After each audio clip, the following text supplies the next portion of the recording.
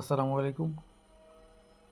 আপনারা এখন যে ম্যাপটি দেখতে পাচ্ছেন এটি হলো লাইভ ম্যাপ।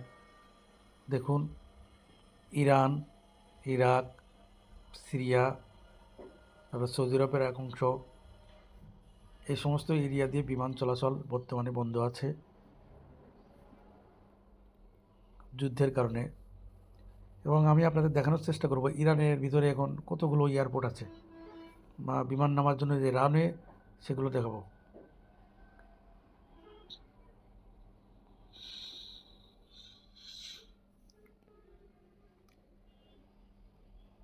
আপনারা এই যে লোগোগুলো দেখতে পাচ্ছেন, ছোট ছোট চিহ্ন দেখা যাচ্ছে, প্রত্যেকটা চিহ্ন এক একটা রানওয়ে আছে। আমি জুম করে দেখানোর চেষ্টা করছি।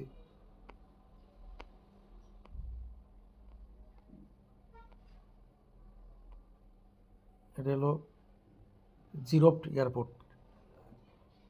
সেম যতগুলো এই লোগো দেখতে পারবেন সবগুলো এক একটা এয়ারপোর্ট। দেখেন, আমি এটা দেখানোর চেষ্টা করি। এটা একটি এয়ারপোর্ট। সেম আপনারা যতগুলো দেখতে পারবেন, এই যে দেখা যাচ্ছে যে হরমুজ প্রণালীর এখানে একটা এয়ারপোর্ট দেখা যাচ্ছে। আমি দেখানোর চেষ্টা করি। দেখুন, এখানে একটা এয়ারপোর্ট, ইন্টারন্যাশনাল এয়ারপোর্ট এটা। ঠিক আছে, এটা ইরানের অন্তর্গত। তারপর আরও দেখানোর চেষ্টা করছি আমি, এই যে ইরান এবং দুবাইয়ের মাঝখানে একদম দ্বীপের মতো আরব উপসাগরের মধ্যে যে লোগোটা দেখা যাচ্ছে, এটাও কিন্তু একটা এয়ারপোর্ট। দেখুন, এটা হলো আবু মুসা এয়ারপোর্ট।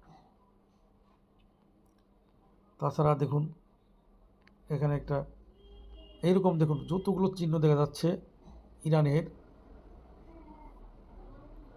ইরানের সীমারেখার মধ্যে যে চিহ্ন দেখা যাচ্ছে, কতগুলো এয়ারপোর্ট দেখুন।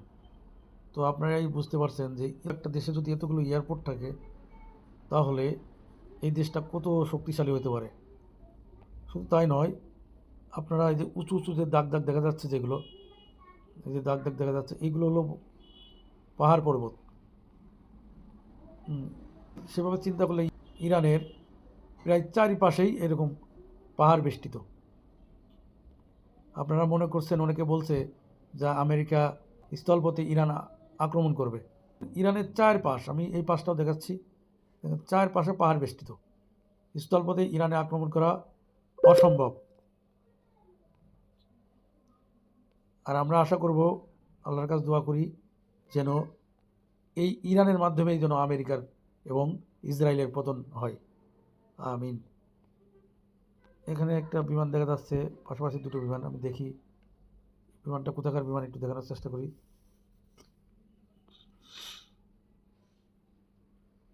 ইউনাইটেড স্টেটের বিমান এটা। আবার এটা দেখি, এটাও আমেরিকার। আপনারা দেখেন, এটা হলো নর্মালি ইরান, সৌদি আরব, কাতার, কুয়েত, বাহরাইন, এই সমস্ত দেশের এরিয়া। এখানে কেন কেন আমেরিকান এত বিমান চলবে? আমেরিকার কেন ঘাঁটি থাকবে? একটা দেশের সার্বভৌমত্ব রক্ষার জন্য তো অন্য দেশের কোনো ঘাঁটি একটা দেশের ভিতর থাকার কথা না। তো সৌদি আরব এদেরকে পুষতেছে শুধু মুসলিম যারা হকের পথে কথা বলবে তাদেরকে ধ্বংস করার জন্য সৌদি আরব এগুলো পুষতেছে। আল্লাহ হেদায়েত নসিব করুক।